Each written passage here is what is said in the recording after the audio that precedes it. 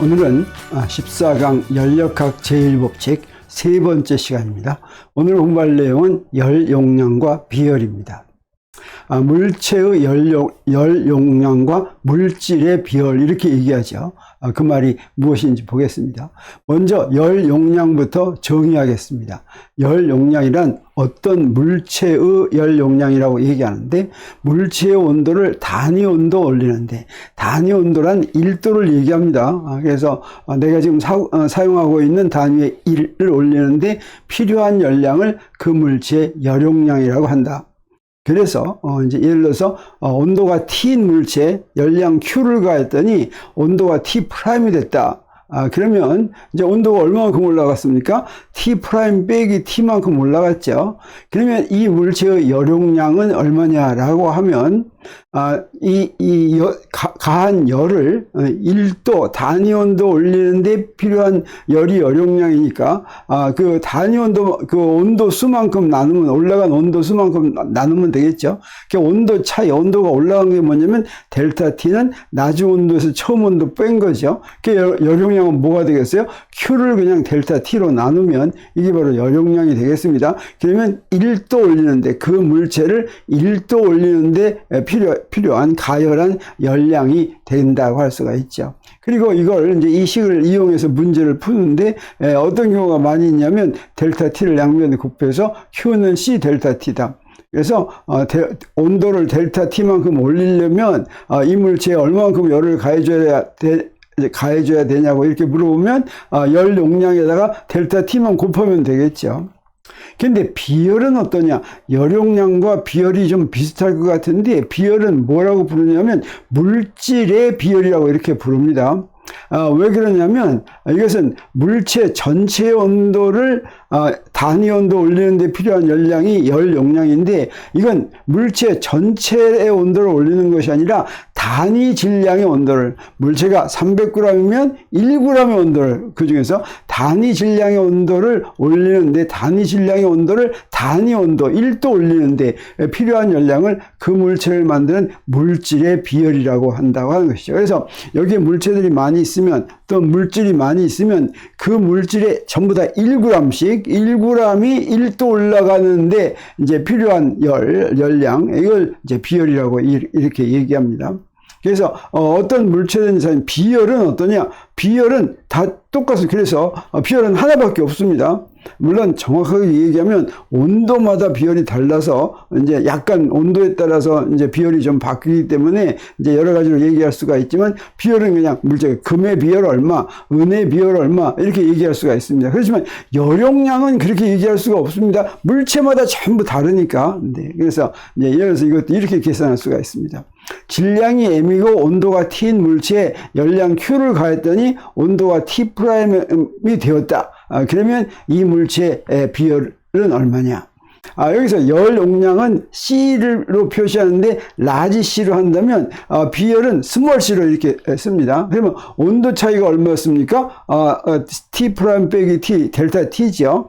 그 다음에 질량이 M이니까 요 C를 구하려면 어떻게 하면 되겠어요? 그 열량을 단위 질량에 대해서, 그러니까 질량으로 나누고, 그 다음에 1도 올라가는 데 아니니까 델타 T로 나누면 되겠죠. 그래서 Q를 M으로 나누고 델타 T로 나눈 것이 이게 바로 비열이라고 할 수가 있는데, 이때 요 M은 제하고 Q를 델타 T로 나눈 게 바로 뭐였습니까? 열 용량이었죠. 그래서 열 용량을 질량으로 나누면 그러면 단위 질량에 대해서 1도 올리는 열량이 나오겠죠. 그래서 그게 바로 열 용량을 질량으로 나누면 그게 비열이 된다라고 할 수 있고, 이것도 이제 Q를 구할 때 우리 어떻게 구할 수가 있냐면, Q는 CM 델타 T, 그러니까 비열을 이용하면 비열에다가 질량 곱하기 올라간 온도를 곱하면, 그러면 그때 가열하는 데 필요한 열량을 구할 수가 있겠습니다.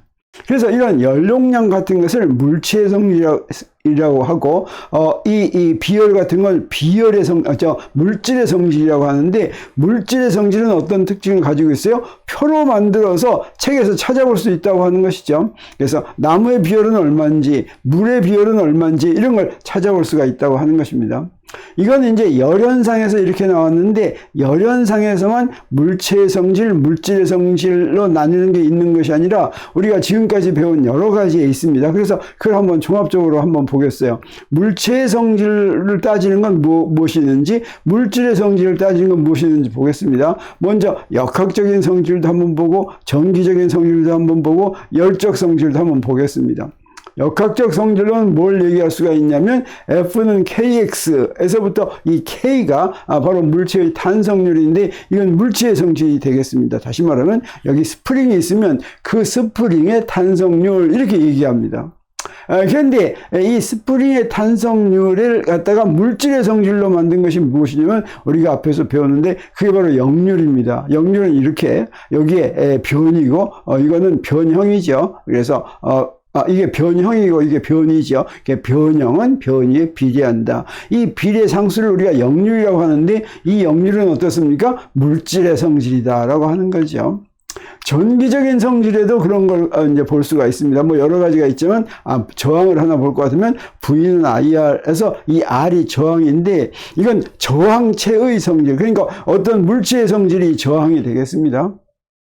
근데 이 저항도 이 저항을 만든 물질의 비저항 이렇게 얘기할 수 있습니다. 그래서 도체의 전기 저항을 길이에 비례하고 단면적에 반비례해 가지고 이렇게 쓸 것 같으면 저항을 이렇게 쓰면 요 로를 비저항이라고 하는데 이건 우리가 이제 전자기학 배울 때 배우게 되는데 이 비저항은 어떻게 되냐? 이건 물질의 성질이 됩니다. 그래서 은의 비저항은 얼마인지 구리의 비저항은 얼마인지 이렇게 이제 얘기할 수가 있죠. 그리고 지금 방금 우리가 배운 열적 성질로는 열용량이 있는데 이 열용량은 물체의 열용량이라고 한다면 이걸 단위 질량당 열용량 할 것 같으면 그게 바로 비열이 되고 그건 바로 무엇이 됐습니까? 물질의 성질이 됐다라고 할 수가 있습니다. 그러면 여기서부터 이렇게 아까 우리가 열용량이 정의된 식을 보고 그 다음에 비열이 정의된 식을 보면 열용량의 단위는 무엇이고 비열의 단위는 무엇인지 하는 걸 우리가 금방 알아낼 수가 있습니다. 열용량은 영어로 heat capacity라고 합니다. 비열은 영어로 specific heat이라고 하는데 우리가 이제 조금 자세히 배우겠지만 몰 비열이 있습니다. 이 몰 비열을 몰라 specific heat 이렇게 얘기합니다. 그러면 열용량의 단위는 열용량은 이제 이렇게 표시됐죠. 자, 이 식으로부터 우리가 단위를 구할 수가 있습니다.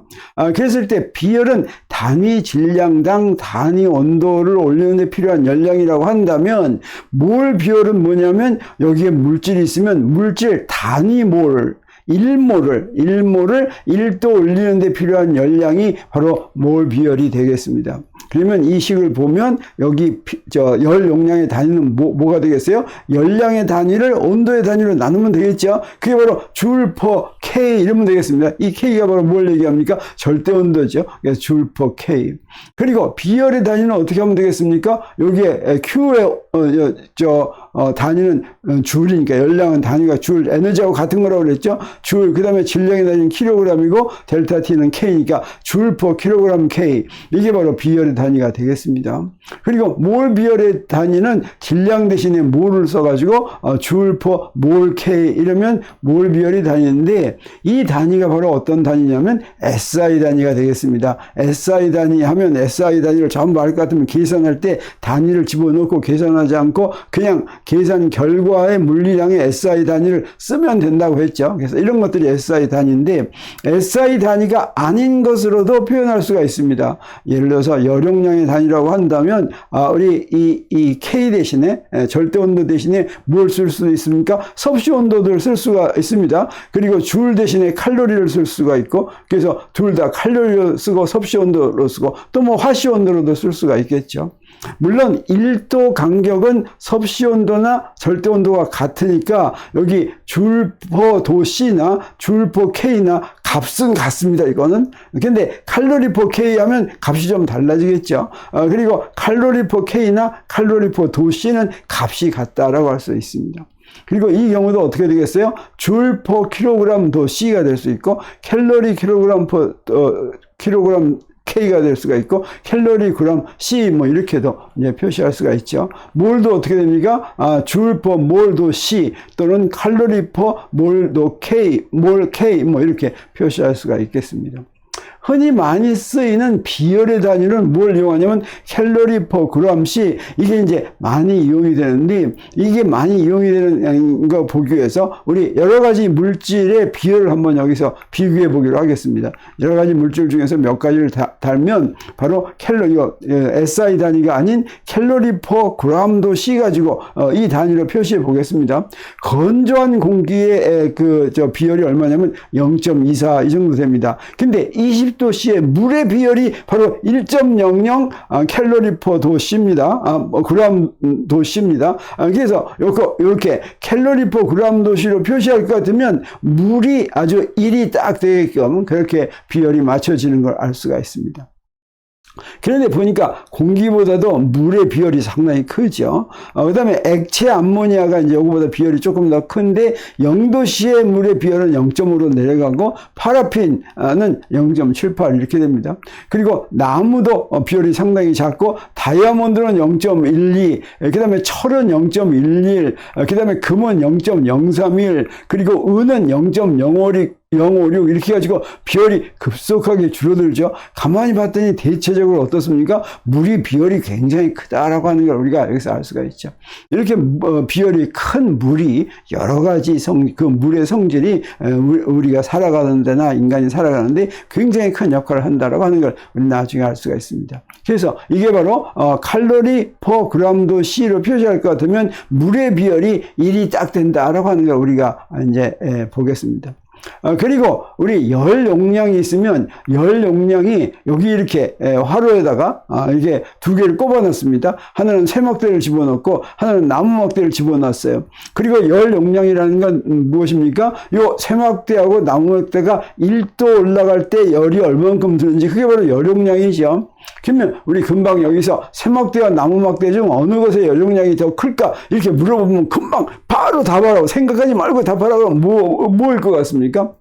여기서 이렇게 끼워 놓을 것 같으면 어때요? 그러면 어떤 게 더 뜨겁습니까? 쇠막대가 훨씬 더 뜨겁죠. 하루에다 이렇게 해놓으면 그러니까 아마 쇠막대가 열 용량이 더 큰가 보다 이렇게 얘기할 수가 있지만 나무막대가 열 용량이 더 큽니다. 왜 그렇습니까? 열용량이라는 게 뭐라고 그랬어요? 물체의 열용량이 얼핏 그 물체가 담을 수 있는 최대 열량처럼 들리지만 이거 뜨끈뜨끈하면 여기에 지금 열량이 더 많이 있겠죠? 그게 열용량이 아닙니다. 열용량이란 무엇이에요? 1도 올리는 데 필요한 열량이죠. 그러면 어떻습니까? 쇠막대는 조그만 열 가지고도 금방 온도가 올라가는데 나무막대는 온도가 잘 안 올라가죠. 나무막대 온도 올리려면 어떻게 해야 됩니까? 열량이 더 많아야 되죠. 그래서 열용량이 더 큰 건 뭐냐면 바로 나무막대다. 1도 올리는 데 필요한 열량은 나무막대가 훨씬 더 크다라고 하는 게 되겠습니다. 아까도 본 것처럼 비열도 어떻습니까? 금속으로 가면 비열이 막 갑자기 줄어들죠. 그 얘기는 뭐냐면 조그만 열량만 받더라도 금방 온도가 올라간다 이런 뜻이 되겠습니다. 그래서 열용량이 큰 물체는 열용량이 작은 물체보다도 온도를 높이는 것이 더 어렵다라고 이제 우리가 알 수가 있겠어요. 그래서 온도가 잘 안 올라가는 것이 열용량이 큰 겁니다. 우리 열용량 하면은 그 물체가 가지고 있는 열량이라고 생각해가지고 뜨거운 게 열을 더 많이 갖고 있어가지고 쇠가 열용량이 크다 이렇게 생각하지 말라고 하는 것이죠. 1도 올리는 데 필요한 열량, 이게 바로 열용량이다라고 하는 것입니다. 그리고 아까 얘기했지만 이제 비열하고 몰 비열, 몰이 지금 어떻게 되는 건지 한번 보겠습니다. 비열은 스페시픽 히트였고 몰 비열은 몰라 스페시픽 히트였죠.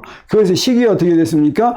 Q 나누기 M 나누기 델타 T가 이게 비열이라고 한다면 M 질량 대신에 몰수로 이렇게 된 것이고 그 단위가 어떻게 됩니까? 이건 줄 퍼 킬로그램 K, 이건 줄 퍼 몰 K 이랬습니다. 지금 요거는 SI 단위죠. 그래서 비열하고 이제 몰 비열하고는 이 질량 킬로그램 대신에 몰로 나눈 것인데 그러면 자 이런 것들이 요 단위가 이렇게 차이 나는 것부터 한번 보겠습니다. 근데 우리 단위 할 때는 우리 앞에서 뭐 배웠었냐면 기본 물리량 배웠었죠.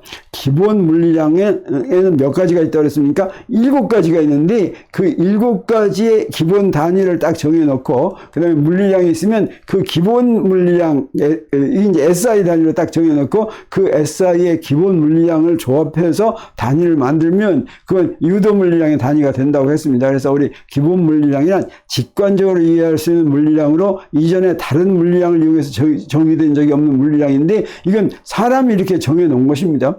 7가지를 기본 물리량으로 정했습니다. 그게 7가지가 뭐가 있었냐면 길이, 시간, 질량, 온도, 물질의 양, 전류, 강도 이렇게 있었습니다.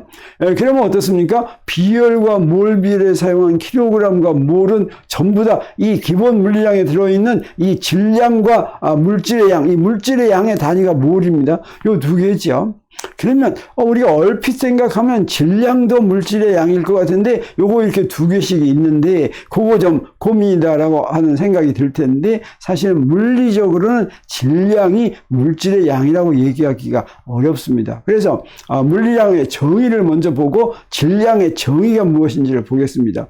물리량이라고 하는 게 무엇인지를 정의할 때는 무엇이 필요하냐면 2가지를 구할 수가 있어야 됩니다. 그 물리량이 대표하는 현상이 무엇인지에 대한 설명. 자, 어떤 물리량이 있으면 이 물리량이란 어떤 현상이다. 그 물리량이 대표하는 현상이 무엇이다. 그리고 그 물리량을 대표하는 숫자를 정하는 방법이 정해져 있어야지 됩니다. 그래서 예를 들어서 이제 그 질량을 이제 얘기하는데 이 질량에 대한 정의를 질량이 대표하는 성질이 물질의 양이다 이렇게 얘기한다면 그러면 그 물질의 양을 정할 수 있는 물질의 양이 얼마인지를 정할 수 있는 방법이 있어야 되겠죠. 질량 가지고 물질의 양이 얼마인지를 알 수 있냐고 하면 그렇지가 않습니다. 물질에 포함된 물질의 양을 숫자로 정할 적당한 방법이 없습니다. 그래서 질량이라고 하는 것이 물질의 양을 대표하는 게 아니다라고 하는 걸 우리가 알 수가 있는데 이걸 이제 조금 더 설명을 해보겠습니다. 근데 우리가 얼핏 그냥 막연하게 질량을 물질의 양이라고 이렇게 이해하게 된 데는 역사적인 이유가 있습니다. 그게 바로 뉴턴에서부터 시작했습니다. 뉴턴이 물리학을 시작할 때 맨 처음 발표한 책이 프린키피아라고 그랬죠. 1687년에 출판됐습니다. 이때 이 프린키피아 맨 앞에 언제 어떻게 되냐면 프린키피아의 앞에는 정의들이 쭉 있는데 맨 첫 번째 정의가 바로 무엇이냐면 질량, 매스에 대한 질량입니다.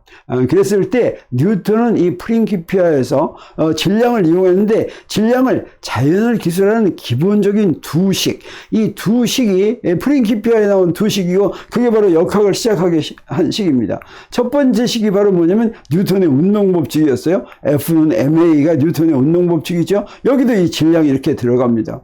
그리고 뉴턴의 만유인력 법칙이 있는데 뉴턴의 만유인력 법칙에도 이렇게 질량이 들어갑니다. 그런데 뉴턴의 운동법칙에서 이 질량의 역할은 무엇이냐면 바로 이제 이런 것입니다. 물체가 지닌 관성의 정도. 관성이라고 하는 건 물체가 자기 속도를 그대로 유지하려는 성질입니다.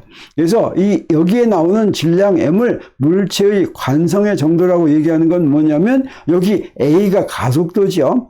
힘이 작용하는데 만약에 질량이 크면 같은 힘이 작용할 때 어떻습니까? 가속도가 작죠. 다시 말하면 속도가 조금밖에 안 변한다라고 하는 뜻이 되겠습니다. 그래서 질량이 크면 자기 속도를 유지하려는 성질이 커지는 것이고 질량이 작으면 자기 속도를 유지하려는 성질이 작아진다. 그래서 뉴턴의 운동법칙에 나오는 M은 물체의 관성의 정도를 나타내주는 양이다. 이렇게 얘기를 합니다. 근데 우리 만유인력 법칙은 어떠냐? 여기에 나오는 질량은 관성하고는 아무런 상관이 없습니다. 이건 무엇입니까? 만유인력 법칙은 질량과 질량 사이에 떨어져 있는 이 질량과 질량 사이에도 서로 잡아다니는 힘이 있다. 그리고 그 잡아다니는 힘의 원인이 바로 질량이다라고 하는 것이죠. 그래서 만유인력 법칙에서 질량의 역할은 바로 뭐냐면 만유인력이 작용하는 원인이 되는 성질이 되겠습니다. 그러면 뉴턴의 운동법칙과 만유인력 법칙에서 똑같이 질량이라고 부르는 것이 여기서는 그 M의 성질이 뭐냐면 관성의 정도이고 여기서는 M의 성질이 무엇입니까? 만유인력을 작용하는 원인이 크냐 작냐를 알려주는 것이죠. 자, 이렇게 전혀 다른 성질로 대표되는 질량을 왜 이 2식에다 이렇게 집어넣었을까? 뉴턴은 왜 전혀 다른 물질의 2 성질을 같은 질량으로 표현했을까 하는 그런 생각이 듭니다. 자, 이걸 우리가 어디서 해결할 수가 있냐면 프린키피아 책이 있는데 상당히 두꺼운 책인데 맨 앞에 정의로부터 시작합니다. 정의로부터 시작해야 되겠죠. 이런 물리에 대한 설명이 아직 이제 그 개념이 정확하지 않을 때 그 개념을 정확하게 하기 위해서 우리 정의에서부터 시작하는데 첫 번째 정의, definition 1, 프린키피아 첫 번째에서 나오는 게 바로 뭐냐면 이렇게 됐어요. quantity of matter. 이건 바로 뭡니까? 물질의 양이죠. It's a measure of matter that arises from its density and volume jointly. 다시 말하면 물질의 양은 그 물체의 밀도와 부피를 곱해서 얻는데 그 물체에 포함된 물질이 얼마나 많은지를 알려주는 척도다라고 하는 것이죠. 그래서 밀도와 부피를 곱하면 질량이 되는데 그게 크면 클수록 물질의 양이 많은 걸 알려준다라고 하는 뜻이 됩니다. 이제 그 다음은 번역하지 않고 그냥 소개하는데 if the density of air is doubled, 공기가 있는데 공기의 밀도가 2배가 되면 in space, that is also doubled. 그러면요, 어떤 공간에서 이제 공기의 밀도가 2배가 되고, 그 다음에 그런 공간의 부피도 또 2배가 되면, 그 얘기는 뭐냐면, 여기에 밀도가 똑같은 공기가 여기도 또 하나 있다는 거죠. 그러면 어떻게 됩니까? 질량은 there's 4 times as much air. 그 물질의 양은 그러면 4배가 된다는 거죠. 그리고 만약에 공간이 3배가 되면 물질의 양도 3배가 된다. And there is 6 times as much if the space is tripled. 자, 이래서 이렇게 밀도하고 부피를 곱하는 것이 물질의 양을 나타내는 것이다. 이제 질량이 바로 그런 물질의 양을 나타내는 것이다. The case is the same for snow and powders. 눈이나 그 다음에 가루 이런 거에 대해서도 똑같이 얘기할 수 있다는 겁니다. 공기처럼. 그래서 condensed by compression or liquefaction. 그래서 이게 수축시켜 가지고 이제 만드는 것이나 그다음에 액체로 만드는 것이나 그런 것처럼 스노우나 파우더에서도 이거와 똑같이 그렇게 설명할 수 있다고 하는 것입니다. And also for all bodies that are condensed in various ways by any causes whatsoever. 어떤 방법으로든 이렇게 수축시켜서 압축시킬 수 있는 그런 모든 물체에 대해서 바로 질량이라고 하는 건 밀도 곱하기 부피다라고 정의할 수가 있고, 그건 그 속에 포함된 그 부피 속에 포함된 물질의 양을 대표한다라고 할 수 있다고 하는 것이죠. 그래서 for the present, I'm not taking into account any medium. 지금 당장은 이 매질은 고려하지 않는다. If there should be any. 그 매질은 이제 뭔가 공간에, 빈 공간에 뭐가 있는 거, 이게 바로 매질이죠. freely pervading the interstices between the parts of body. 여기 물체가 있으면 그 틈 사이에 이렇게 들어가 있는 그 매질은 우리 고려하지 않고 그 매질에도 또 물질이 이제 있다고 생각할 수 있다는 그런 뜻인 것 같습니다. 자, 그래서 이렇게 얘기할 수가 있는데, furthermore, I mean this quantity whenever I use the term body or mass in the following pages. 이제 앞으로 이 책의 다음 이제 내용에서 body나 mass, 그러니까 mass뿐 아니라 물체, body라고 할 때도 똑같은 양으로 물질의 양을 대표하는 그런 의미로 쓰겠다라고 하는 것입니다. It can always be known from a body's weight. 그리고 이 질량이라고 하는 것은 그 물체의 그 무게로부터 항상 구할 수가 있는데, 왜 그러냐면 by making very accurate experiment with pendulums, 진자를 이용한 아주 그 정밀한 측정으로부터, 실험으로부터 I have found it to be proportional to the weight as will be shown below. 그래서 이제 앞으로 이제 증명하겠지만 질량이 mass가 weight에 아주 엄격하게 비례한다. 그러니까 비례하니까 어떻습니까? 웨이트이 2배가 되면 질량도 2배가 되겠구나. 이제 이렇게 알 수가 있다고 하는 거죠. 그래서 이 매스가 바로 그 물체가 가지고 있는 물질의 양이다. 이렇게 해석할 수 있다라고 하는 뜻입니다. 그래서 뉴턴은 물체의 관성과 물체가 지닌 만유인력이 작용하는 성질 모두 그 물체에 포함된 물질의 양이 원인이라고 생각한 것이죠. 아까 얘기한 것처럼 뉴턴의 운동 법칙과 뉴턴의 만유인력 법칙에서의 질량 질량은 그 의미가 전혀 다른데도 불구하고 운동 법칙에도 질량을 쓰고 그다음에 만유인력 법칙에도 질량을 쓴 이유는 운동 법칙에서의 질량이나 만유인력 법칙에서의 질량이나 전부 다 물질의 양이 그런 성질을 갖게 해주기 때문에 그렇게 썼다. 그래서 질량이 바로 물질의 양이다 이렇게 생각했다고 하는 것이죠. 그래서 뉴턴의 운동 법칙에서 이제 관성의 정도인데 이 관성의 정도도 무엇으로 결정하느냐? 물질의 양으로 결정이 되고 그다음에 만유인력이 원인이 되는 것도 물질의 양으로 이제 결정이 된다고 이렇게 생각했다고 하는 것입니다. 근데 아까 앞에서 내가 제기했듯이 물질의 양을 알아내는 방법은 우리 관성의 법칙에서 관성의 정도는 우리 어떻게 할 수가 있냐면 힘 작용하고 가속도 측정하면 힘을 가속도로 나누면 관성의 정도가 나오는 관성이 나옵니다. 근데 물질의 양은 어떻게 측정하느냐? 측정할 수가 없다는 거, 숫자로 표시할 수가 없다고 하는 것입니다. 이제 그래서 그 질량을 물질의 양이라고 이렇게 얘기하기가 굉장히 어렵다고 하는 것입니다. 근데 매스의 어원은 이제 어디서부터 왔냐면 우리 서양에서 이 매스, 영어에서 매스라는 단어는 라틴어 마사에서 유래했는데 이 마사는 덩어리 또는 큰 양을 의미하고 이 단어는 중세 영어에서도 덩어리라는 일반적인 의미로 이제 사용이 되는 그런 이제 단어였는데 뉴턴이 저서 프린키피아에서 최초로 매스가 물체가 지니고 있는 물질의 양이라는 의미로 그런 물리적 개념으로 이제 프린키피아에서 정의를 해놓고 사용을 했죠. 그리고 이제 매스가 동양으로 들어왔습니다. 그리고 이걸 질량으로 번역을 했는데 이때 이 질량, 그 질량으로 이거 매스를 질량으로 번역하기 전까지는 질량이라는 말이 동양에는 없었습니다. 동양은 어떻습니까? 우리나라나 일본이나 중국이나 전부 다 한문을 이용하기 때문에 질량하면 다 똑같은 의미로 이용이 되는 것이죠. 그러면 누가 이걸 질량으로 맨 먼저 번역했냐면 일본에서 맨 먼저 번역했습니다. 일본에서 19세기 후반 서양 과학을 받아들이면서 많은 과학서적을 번역하고 이 시기에 많은 물리학 용어가 번역이 되었는데 그중 하나가 바로 매스가 되고 이 매스를 질량으로 번역한 것이죠. 그리고 매스가 바로 물질의 양이다라고 하는 게 이제 프린키피아에서 표현한 거죠. 그 물질의 양을 의미하는 단어를 만든 겁니다. 그래서 이건 그때 19세기 말에 이렇게 만든 조어다. 당시에 매스를 표현하려고 질량이라는 말을 이제 만들었다고 하는 것이죠. 그래서 물질을 의미하는 질자하고 양을 의미하는 양자를 합쳐서 이게 물질의 양이죠. 합쳐서 질량이라는 조어를 만들었고 이는 물질의 양이라는 개념을 반영한 것이다. 라고 하는 것입니다.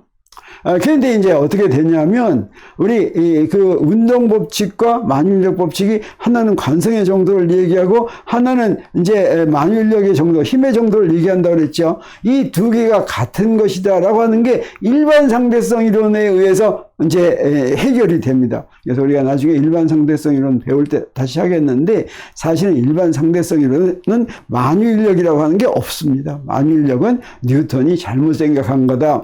그리고 만유인력 역할을 하는 것이 바로 뭐냐면 질량이 시공간을 휘어지게 만드는데 그래서 관성 질량과 중력 질량이 같은 것이다 라고 하는 것이 일반 상대성 이론에서 증명이 되고 그게 바로 동등 원리입니다. 동등 원리에서부터 관성 질량과 중력 질량이 같은 본성을 가지고 있다라고 하는 게 해결이 돼서 일반 상대성 이론이 언제 나왔습니까? 1915년에 나왔죠. 그 뒤로는 그 전까지는 질량을 관성 질량과 중력 질량으로 나눠 부르고 왜 이 두 개가 얼마나 같을지 뭐 이런 것도 막 실험하고 이랬는데 이제 일반 상대성 이론 나온부터는 그 문제가 이제 해결이 된 것입니다. 그냥 질량이라고 부르면 되게 됐습니다. 그리고 이제 물체가 갖는 관성의 정도, 질량을 관성의 정도로 나타내는 게 아주 이제 좋았습니다. 그래서 그 관성의 정도를 나타내는 물량의 질량의 단위를 뭘로 표시하냐면 킬로그램으로 표시하고 킬로그램은 이제 어떻게 정하면 됩니까? 우리 이제 물리량이 있고 단위가 있으면 그 단위를 정하는 방법이 필요하다 그랬죠. 어떻게 하면 됩니까? 힘을 가속도로 나누면 힘도 측정할 수 있고 가속도도 측정할 수 있으니까 그걸로 나누면 이제 킬로그램을 정의할 수가 있죠. 그래서 물량의 단위로 이제 근데 물질의 양의 단위로는 이게 킬로그램이 사실은 이제 적당하지 않다고 하는 것이죠. 근데 19세기에 무슨 일이 벌어지냐면 기체의 분자 운동 이론과 물질 사이의 화학 반응이 알려지면서 실제로 물질의 양을 나타내는 단위가 필요하게 됩니다. 그래서 이 물질 양을 대표하는 물리량을 이제 그 몰이라고 하고 그 단위로 몰을, 그래서 몰은 물질의 양을 대표하는 단위고 그 단위가 이제 몰이 되는데, 이 몰이 어떤 단위인지를 보겠습니다. 몰은 어떻게 정의가 되냐면 아보가드로 수가 있습니다. 아보가드로 수는 바로 이런 수인데, 우리가 사실 이거 이제 뭐 중학교부터 이제 외워서 잘 아는 거죠. 보통 6.02 곱하기 10의 23승 이렇게 하죠. 근데 이거는 무리수가 아니고 이건 딱 떨어진 수입니다. 이렇게 정했어요. 6.02 14076 여기까지 딱 정확한 수입니다. 곱하기 10의 23승, 이 바로 이 아보가드로 수인데, 1몰이란 뭐냐? 어떤 물질인지 1몰은 그 물질을 정하는 기본 입자가 있죠. 그래서 원자로 정해졌으면 원자의 수가 원 아보가드로 수만큼 모여 있는 걸 1몰이라고 합니다. 원자, 분자, 이온 또는 전자, 이런 그런 기본 입자들의 모임, 독립된 입자들의 모이면 그런 입자들이 아보가드로 수 있는 만큼을 1몰이라고 합니다. 그러니까 어떻습니까? 이게 바로 물질의 양을 나타내는 정확한 그런 표현이라고 하는 수가 있습니다. 그래서 원자의 경우는 원자 1몰을 우리가 질량으로 표시할 수가 있어야 되는데, 그 1몰의 질량은 어떻게 구하면 되냐면 그 원자의 원자량에 주율표 보면 원자량이 나와 있어요. 그 원자량에다가 g을 붙이면 그게 바로 그 원자 1몰의 질량이 됩니다. 또 분자도 1몰의 질량은 분자 1몰의 질량이라고 하는 건 그 분자 아보가드로 수만큼의 분자죠. 그 질량은 어떻게 하냐면 그 분자의 분자량에, 원자량이나 분자량은 단위가 없는 숫자입니다. 그래서 그 숫자에다가 g을 붙이면 그러면 바로 1몰의 질량, 킬로그램이나 뭐 이런 걸로 표시한 그런 질량이 나온다라고 하는 것입니다. 그래서 자, 요걸 이용하는 걸 한번 하기 위해서 우리 간단히 문제 하나 풀어보기로 하겠습니다. 여기에 은 30g이 있는데, 이 은 30g을 20도씨에서 30도씨까지 섭씨 20도에서 섭씨 40도까지 가열하는데 얼마만큼의 열량이 들었냐면 33.72 칼로리가 들었다라고 하겠어요. 그러면 이때 이 은의 비열과 몰 비열을 구하라. 그런데 우리 뭘 알아야 되겠습니까? 원자량 같은 거 알아야 되겠죠? 그래서 은의 원자량은 107.9다. 그리고 은은 이제 물질인데 단원자 분자입니다. 그래서 원자 하나가 분자나 마찬가지예요. 그래서 분자량도 역시 107.9겠죠. 그러면 이것의 비열을 구하라라고 하면 어떻게 하면 되겠습니까? 비열의 정의 구하면 되겠어요. 그래서 문제에서 Q도 주어졌고 M도 주어졌고 델타 T도 주어졌으니까 여기다 전부 다 집어넣으면 됩니다. 그러면 단위가 어떻게 됩니까? 칼로리 그램 K 이렇게 되는 거죠. 왜 그러냐면 여기 섭씨 온도 차이인데, 섭씨 온도 차이 20도씨 차이는 요건 20K나 마찬가지죠. 눈금이 섭씨하고 K하고는 같으니까. 자, 이렇게 표시할 수가 있고, 이걸 계산하면 어떻게 되냐? 계산하면 여기서 보니까 어떻게 됩니까? 우리 이 4자리 정도 하니까 이 4자리 정도에서 바로 0.562 이렇게 하면, 칼로리 하면 요거 4자리 정도 잘 표시한 게 되겠습니다. 그리고 이제 몰 비율을 구한다면 어떻게 되겠어요? 그러려면 먼저 30g이 몇 몰인지를 구해야 되겠죠. 이 몇 몰인지를 어떻게 한다고 그랬습니까? 1몰의 질량이 원자량을 g을 붙인 거라고 그랬어요. 그래서 107.9g이 1몰이니까 30g을 107.9로 나누면 그게 몰이 되겠죠. 이게 바로 몰수가 되겠습니다. 30g의 몰수가. 그러면 몰 비율의 정의가 바로 뭐였어요? 여기 작용한 열량을 몰로 나누고 델타 T로 나눈 거죠. 여기다 이렇게 대입하면 되겠어요. 33.72 칼로리인데 요거 몰수는 30 나누기 107.9라고 그랬죠. 그리고 20으로 나눈 거니까, 자, 이걸 계산을 하면 사실은 그냥 비열에다가 여기에 107.9를 곱한 거나 마찬가지죠. 원자량을 곱하면, 그냥 비열에다가 원자량을 곱하면 몰 비열이 나오는 거나 하는 거 우리가 알 수가 있겠습니다. 그러니까 계산하면 이제 이렇게 되는데, 요것도 이제 넷째짜리니까 유효숫자 4개 정도까지 할 것 같으면 6.064 칼로리 몰 퍼 K 이렇게 되겠습니다. 이렇게 해서 우리가 비열을 구하는데, 이렇게 구한 비열은 우리가 어떻게 합니까? 실험으로 구하는 거라고 할 수가 있죠. 근데 우리 앞으로 배우겠지만, 우리 이렇게 열현상에서 나오는 것은 실험으로 이제 구하는 식도 있고, 또 하나는 뭐냐? 우리 모든 현상은 무엇을 설명한다고 그랬어요? 뉴턴의 운동방정식을 설명한다고 그랬죠. 그래서 뉴턴의 운동방정식 가지고 이런 비열 같은 걸 전부 다 구해낼 수가 있습니다. 그래서 이 열 현상을 다루는 분야는 두 가지, 열물리와 통계역학을 두 가지 분야에서 이제 구할 수가 있는데, 비열을 예를 들 것 같으면 이 비열을 구하는 두 가지 방법, 아까 얘기한 것처럼 어떤 물질이 있으면 N몰이 있으면 델타 T만큼 높이는데 열량 Q가 필요한다고 하면 비열은 어떻게 구하면 됩니까? Q 나누기 N 나누기 델타 T 하면 이렇게 비열이 구해지죠. 자, 이렇게 구하는 걸 우리 뭐라고 부르냐면 열물이라고 얘기합니다. 근데 이 비열을 어떻게도 구할 수가 있냐면 모든 물질은 그 분자들로 이루어졌고, 분자들이 열현상, 그 비열은 바로 열현상을 얘기하는 거죠. 열현상은 그 입자들이 무질서하게 움직이는 거죠. 이 무질서하게 움직일 때 그 무질서하게 움직이는 핵심은 바로 뭐겠습니까? 뉴턴의 운동방정식이죠. 거기다가 거기 수많은 입자들한테 뉴턴의 운동방정식을 적용하는데, 그 수많은 거를 뉴턴의 운동방정식으로 정확하게 적용할 수가 없으니까 이걸 통계적으로 처리할 것 같으면 여기 몰비열이 이렇게 나옵니다. 그렇게 나오게 구하는 거 우리가 뭐라고 부르냐면 통계역학이다, 이렇게 부릅니다. 그래서 우리가 앞으로 이제 그 14강하고 15강에서 이런 이제 열현상을 다룰 때 열물리적으로도 다루고 통계역학적으로 다룹니다. 물론 그 결과는 똑같습니다. 그리고 통계역학으로 구하면 우리 열물리 그 측정에 의해서 구하는 것에서 이해하지 못하는 것도 여기서 전부 다 설명을 해줍니다. 그래서 이건 바로 그 물질을 구성하는 기본 입자들의 성질로부터 나오는 거기 때문에 우리가 이제 열현상에서 나오는 모든 식들을 열물리 관점에서 보고 통계역학 관점에서 보고 이 두 개를 비교하면 우리가 재미있는 결과를 여러 가지 이해하게 되리라고 생각합니다. 그래서 열 용량과 비열에 대한 세 번째 강의는 여기서 마칩니다.